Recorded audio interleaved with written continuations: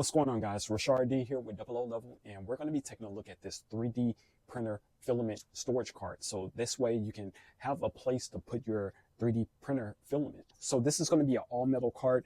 You have 1, 2, 3, 4 levels to store your printer filament. And when you open it up, you get the base, these bars, and then the sides in 2 sections, all in the box. Out of all the unboxings I've done, I think this is the first manual that I've ever seen that's laminated. So this keeps it protected. This way you can have it for, a long time. But as you can see here, this is the way the cart comes in the pieces. And getting this put together is really easy.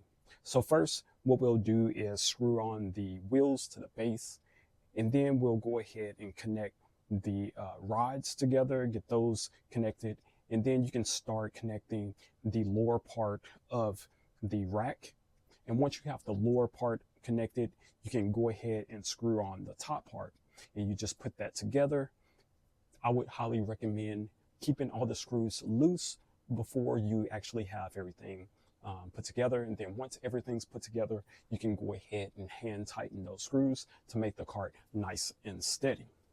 Now, one cool feature is that this is on wheels, and you can lock the wheels. All you have to do is either step or either just press down, and that will lock the wheels in place. And this is going to be great to have in a studio area like mine, where you can keep this somewhere permanent. Or if you have a bigger studio area or office, you can wheel this around to your different printers. Maybe you have multiple printers, a 3D printing farm. This is going to be nice to wheel around to the selected printers that you need to get your filament loaded.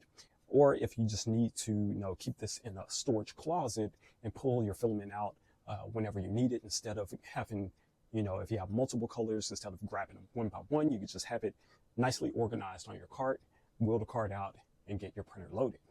Now, once again, this is made out of all metal. It's fairly light, so anyone, you can pick this up and be able to move this around. It makes it very mobile.